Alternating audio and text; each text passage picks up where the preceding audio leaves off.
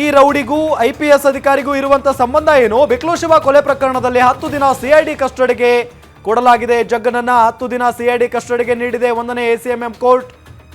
ನ್ಯಾಯಾಧೀಶರ ಮನೆಗೆ ಹಾಜರುಪಡಿಸಿ ಕಸ್ಟಡಿಗೆ ಪಡೆದಿದೆ CID. ಕೊಲೆ ಹಾಗೂ ಕೋಕಾ ಆಕ್ಟ್ ಅಡಿ ಜಗ್ಗ CID ವಶಕ್ಕೆ.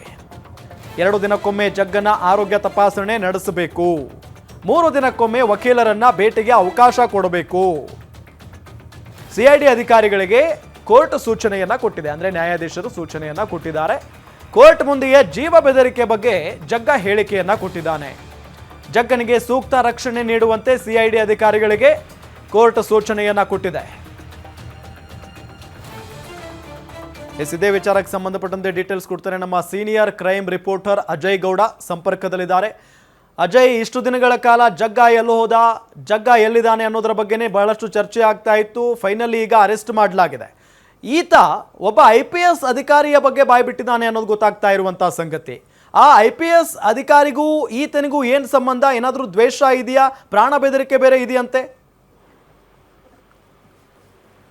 ರಾಮ್, ಏನು ಬಿಕ್ಲು ಶಿವು ಭೀಕರ ಕೊಲೆ ಪ್ರಕರಣಕ್ಕೆ ಸಂಬಂಧಪಟ್ಟಂತೆ ಒಂದ್ ಕಡೆ ಈ ಒಂದು ಕೊಲೆಯ ಪ್ರಮುಖ ಆರೋಪಿ ಅಂದ್ರೆ A1 ಆರೋಪಿ ಆಗಿರುವಂತ ಜಗ್ಗ ಅಲಿಯ ಜಗದೀಶನನ್ನ ಈಗಾಗಲೇ CID ಪೊಲೀಸರು ಕೂಡ ಅರೆಸ್ಟ್ ಅನ್ನ ಮಾಡಿದ್ರೆ. ಅರೆಸ್ಟ್ ಅನ್ನ ಮಾಡಿ ಆತನಿಗೆ ಕಸ್ಟಡಿ ಅಂದ್ರೆ 10 ದಿನಗಳ ಕಾಲ ಕಸ್ಟಡಿಗೆ ತೆಗೆದುಕೊಂಡು ಎಂಕ್ವೈರಿನೇ ಮಾಡ್ತಾ ಇದ್ದಾರೆ. ಇವತ್ತು ಕೂಡ ಅವ್ರನ್ನ ನ್ಯಾಯಾಧೀಶರ ಮುಂದೆ ಹಾಜರುಪಡಿಸಿದಂತ ಸಂದರ್ಭದಲ್ಲಿ ಕೂಡ ಅಂದ್ರೆ ಕೋರ್ಟ್ ಮುಂಭಾಗದಲ್ಲೇ ನ್ಯಾಯಾಧೀಶರ ಮುಂದೆ ಆತ ಕೆಲವೊಂದಷ್ಟು ಸ್ಟೇಟ್ಮೆಂಟ್ ಅನ್ನ ಕೊಡ್ತಾನೆ. ಇಲ್ಲಿ ಪ್ರಮುಖವಾಗಿ IPS ಅಧಿಕಾರಿ ವಿರುದ್ಧವಾಗಿ ಕೆಲವೊಂದಷ್ಟು ಆರೋಪವನ್ನ ಮಾಡ್ತಾ ಇದ್ದಾನೆ ಈ ಜಗ್ಗ ಅಲಿಯ ಜಗದೀಶ್. ಅಂದ್ರೆ ಅವರ ಮೇಲೆ ಸಾಕಷ್ಟು ಆರೋಪವನ್ನ ಮಾಡ್ತಾ ಇದ್ದಾರೆ. ಜೊತೆಗೆ ಅವರ ಒಂದು ಅಧಿಕಾರದಿಂದ ನನಗೆ ಪ್ರಾಣ ಬೆದರಿಕೆನೆ ಆಗ್ತಾ ಇದ್ರೆ. ಜೊತೆಗೆ ಸಾಕಷ್ಟು ಒಂದು ಅವರ ವಿಚಾರವನ್ನ ಜೊತೆಗೆ ಹೆಸರನ್ನು ಕೂಡ IPS ಅಧಿಕಾರಿ ಹೆಸರನ್ನು ಕೂಡ ಹೇಳಿಕೆಯನ್ನ ಈಗಾಗಲೇ ನ್ಯಾಯಾಧೀಶರ ಮುಂದೆ ಹೇಳಿಕೆಯನ್ನು ಕೂಡ ಕೊಟ್ಟಿದ್ದಾನೆ. ಒಂದ್ ಕಡೆ CID ಅಧಿಕಾರಿಗಳು ಮುಂದೆ ಕೂಡ ಈತ ಸಾಕಷ್ಟು ಆರೋಪವನ್ನ ಕೂಡ ಮಾಡ್ತಾ ಇದ್ದಾನೆ. ಪ್ರಮುಖವಾಗಿ ಯಾರು IPS ಅಧಿಕಾರಿ ಅಂತ ಇನ್ನೂ ಕೂಡ ರಿವೀಲ್ ಆಗಿಲ್ಲ. ಆದ್ರೆ ಆತ ನೇರವಾಗಿ ಆರೋಪವನ್ನ ಕೋರ್ಟ್ ನ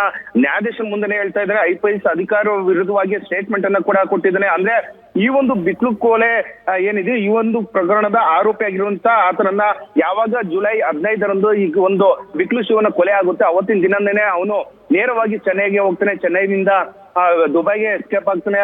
ಆ ನಂತರ CID ಅಧಿಕಾರಿಗಳು ಕೂಡ ಅವನಿಗೆ ಬ್ಲೂ ಕಲರ್ ನೋಟಿಸ್ ಅನ್ನ ಕೂಡ ಕೊಡ್ತಾರೆ. ಹೀಗಾಗಿ ಎಲ್ಲೂ ಕೂಡ ಆತನಿಗೆ ಓಡಾಡೋದಕ್ಕೆ ಆಗೋದಿಲ್ಲ. ಹೀಗಾಗಿ ಡೆಲ್ಲಿಗೆ ಬರುವಂತ ಸಂದರ್ಭದಲ್ಲಿ ಕೂಡ CID ಅಧಿಕಾರಿಗಳಿಗೆ ಇಂಟರ್ಪೋಲ್ ಸೆಲ್ ಇಂದ ಕೂಡ ಮಾಹಿತಿ ಸಿಗುತ್ತೆ. ಹೀಗಾಗಿ ಆತನನ್ನ ಡೆಲ್ಲಿಯಿಂದ ನೇರವಾಗಿ ಇವತ್ತು ಬೆಳಗ್ಗೆ ನೇರವಾಗಿ ಫ್ಲೈಟ್ ಇಂದ ಕರ್ಕೊಂಡ್ಬಂದು ಇವತ್ತು ಎಂಕ್ವೈರಿನ ಮಾಡಿದ್ರು. ಸಂಜೆ ಸುಮಾರು 5 ಗಂಟೆ ಸುಮಾರಿಗೆ ನ್ಯಾಯಾಧೀಶರ ಮುಂದೆ ಹಾಜರನ್ನ ಪಡಿಸ್ತಾರೆ.